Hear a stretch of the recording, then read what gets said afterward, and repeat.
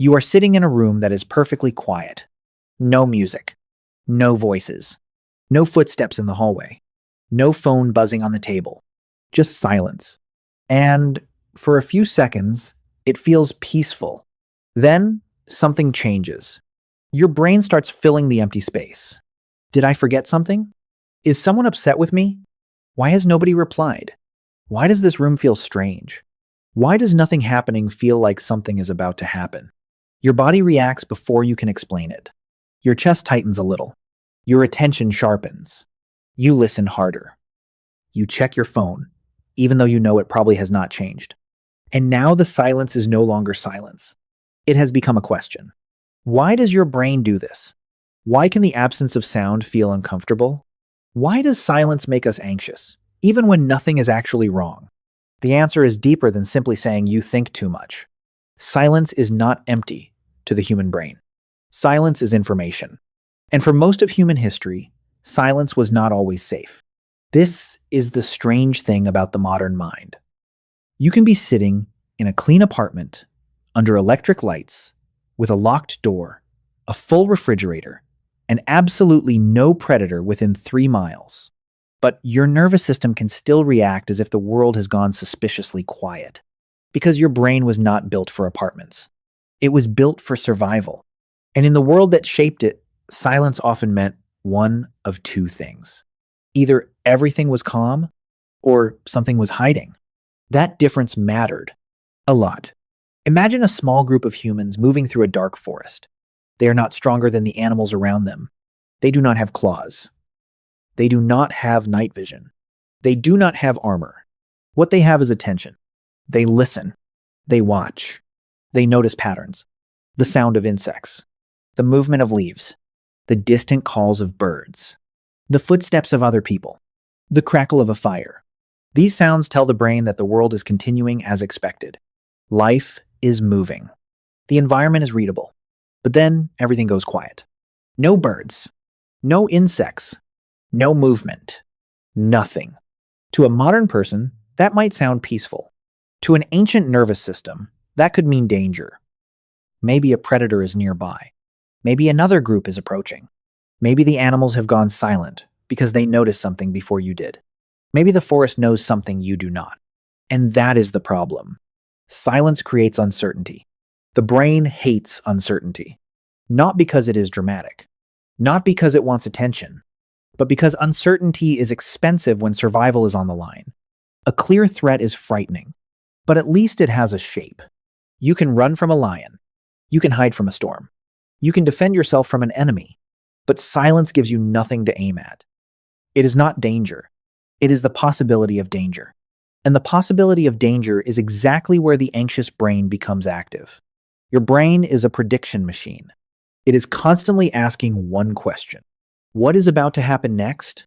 Most of the time, sounds help answer that question. A voice in another room tells you someone is there. Traffic outside tells you the world is normal. A message notification tells you the social loop is still alive. Background noise tells your brain that life is continuing. But silence removes those cues. And when the brain loses information, it does not simply relax. It guesses. Usually badly.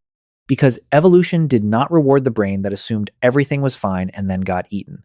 It rewarded the brain that assumed something might be wrong and checked. The calm brain may have enjoyed the quiet. The suspicious brain lived long enough to have descendants. Congratulations. You are one of those descendants. This is why silence can feel so strange in modern life. Your phone does not reply, and the silence becomes emotional. A friend reads your message but says nothing, and the silence becomes social. You walk into a room where nobody is talking, and the silence becomes judgment.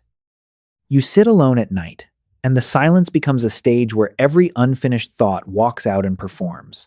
The outside world becomes quiet, so the inside world gets louder. That is another layer. Silence does not just remove sound. It removes distraction, and distraction is one of the main ways modern people avoid hearing their own mind. During the day, noise protects you from yourself. Messages, videos, work, music, podcasts, notifications, other people's problems. Tiny digital fires that keep your attention busy. Then silence arrives. And suddenly your brain has space. Too much space. Old worries come back. Embarrassing memories return with suspicious timing. The thing you said 3 years ago appears in high definition. The future starts presenting worst-case scenarios like it is pitching a terrible movie. And because there is no external noise competing for attention, these thoughts feel louder than they really are. This is why silence at night can feel different from silence in the morning. At night, the world gets quiet. Your body is tired. Your logical mind is slower. There are fewer distractions. And ancient systems become more noticeable. Darkness already reduces control. Silence adds uncertainty. Together, they create the perfect environment for threat simulation. Your brain begins rehearsing danger. Not because danger is present, but because rehearsal was once useful. If you could imagine what might go wrong tomorrow, you could prepare. If you could replay what went wrong today, you could avoid repeating it. If you could detect tension in the group, you could protect your place inside it. The problem is that modern silence gives this ancient system too much room. A quiet bedroom becomes a cave. A blank ceiling becomes a projection screen. A delayed reply becomes evidence. A small pause in conversation becomes a trial. Your brain does not always know the difference between missing information and bad information, so it tries to fill the gap. And anxious thoughts are often gap fillers. They rush in when reality has not given enough data. Silence says nothing, so the brain speaks for it. This is especially powerful in social situations. Because humans did not survive alone. For our ancestors, belonging was not a cute emotional preference. It was protection. The group meant food, warmth, defense, knowledge, mating opportunities, help when injured, a better chance of seeing another sunrise. Being pushed out of the group was not just sad, it was dangerous. So, the brain became extremely sensitive to social signals. Tone of voice, facial expression, eye contact, laughter, pauses, silence. A silent person might be resting, or they might be angry. A silent group might be calm, or they might be deciding you do not belong. A silent reply might mean someone is busy, or it might mean rejection. Modern logic understands the difference. Ancient social machinery does not always wait for logic. It reacts first. This is why an unanswered message can feel ridiculous and painful at the same time. On the surface, it is just a phone. A small glowing rectangle doing absolutely nothing. But underneath, your social brain is asking much older questions. Am I still accepted? Did I do something wrong? Am I being ignored? Am I losing my place? The technology is new. The fear is ancient. A silent phone can become a tiny tribal council. No wonder it feels uncomfortable. This does not mean every silence is dangerous. Most silence is not. Most unanswered messages are boring. Most quiet rooms are just quiet rooms. Most people are not secretly forming a committee to analyze your flaws, although the brain does seem to enjoy suggesting that. But anxiety is not designed to be fair. It is designed to be early. That is the uncomfortable bargain built into the nervous system. A threat detector that misses danger is costly. A threat detector that overreacts is annoying. Evolution usually prefers annoying. So your brain would rather disturb your peace 10 times than miss one real threat. This is why silence can trigger scanning. You listen for sounds. You look for clues. You check facial expressions. You reread messages. You replay the last conversation.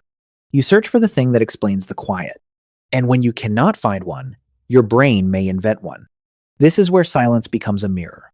It reflects whatever fear is already inside the system. If you fear rejection, silence sounds like rejection. If you fear failure, silence sounds like something waiting to collapse. If you fear abandonment, silence sounds like distance. If you fear being judged, silence sounds like people thinking about you. Silence is neutral. But the ancient brain is not. It colors the blank space with survival meaning. There is also a body layer. When the environment becomes quiet, you may notice sensations you normally ignore. Your heartbeat, your breathing, a tight stomach, a small ache, the strange electricity of being alone with your own nervous system. And once you notice a sensation, the brain may ask whether it means something. Why is my heart beating like that? Why do I feel tense? Why can I not relax? The body becomes another source of uncertainty. So the brain watches the body. Then the body reacts to being watched. Then the brain watches that reaction. Now, a quiet room has become a meeting between you and your nervous system, and nobody brought snacks. This loop is one reason silence can feel louder than noise. Noise gives attention somewhere to go. Silence turns attention inward. For some people, that inward turn feels peaceful.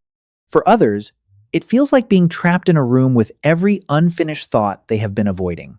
But again, this is not proof that the brain is broken. It is proof that the brain is doing something old. It is monitoring, predicting, scanning, trying to protect you from threats that may no longer exist in the same form. The ancient world had predators, rival groups, storms, injuries, hunger, darkness, and exile. The modern world has unread messages, awkward pauses, quiet bedrooms, muted group chats, empty calendars, and people who say, "We need to talk," and then disappear for 3 hours. The nervous system did not get a full software update. It still treats missing information as potentially important. It still treats silence as a cue worth investigating. Because in survival terms, silence was never just nothing. It was a change in pattern. And pattern changes matter. This is why silence after noise can feel more disturbing than silence from the start. A room that has Bunty at Wyatt all day may feel normal, but a room that suddenly goes quiet can feel tense. A conversation that begins calmly may be fine, but a conversation that stops abruptly can feel threatening. A person who usually replies quickly and then says nothing can activate every ancient alarm bell. The brain notices contrast. It asks why the pattern changed. And if it cannot find an answer, it prepares. That preparation is what we often call anxiety. Not always panic. Not always fear. Sometimes just a low hum. A readiness. A sense that you should do something, check something, fix something, escape something, even though there is no clear target. Silence becomes a pressure. It asks you to resolve it. This is why people often break silence quickly. They turn on music. They pick up the phone. They start talking even when they have nothing to say. They refresh the app. They make noise just to prove the world is still there. In a way, modern life has trained us to distrust quiet even more. We are surrounded by constant stimulation. Our brains get used to input. A notification feels like connection. A video feels like company. A podcast feels like a voice by the fire. Then, when everything stops, the nervous system notices the absence. An absence feels unnatural. But the strange truth is that silence itself is not the enemy.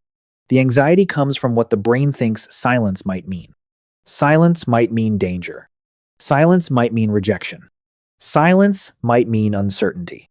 Silence might mean you are alone with thoughts you have not processed. Silence might mean nothing at all.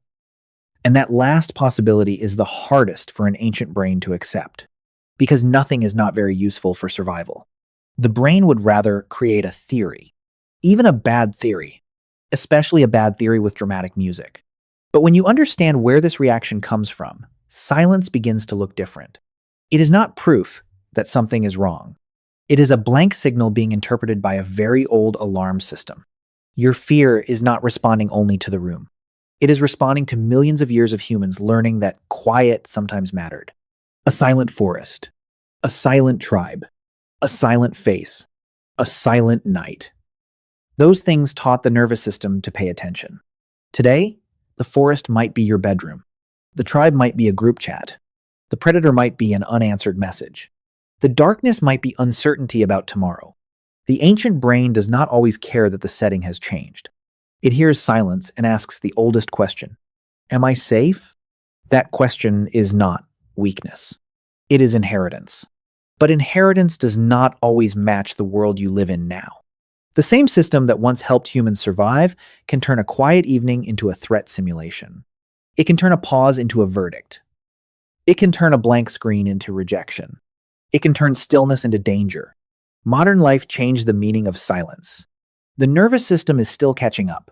So, the next time you sit in a quiet room and feel that strange pressure rise, remember what is happening. The room may be safe. The silence may be empty, but your brain is ancient. And somewhere deep inside it, a small watchman is still listening for movement in the dark. Not because you are broken, not because silence is dangerous, but because for a very long time, the humans who listened survived.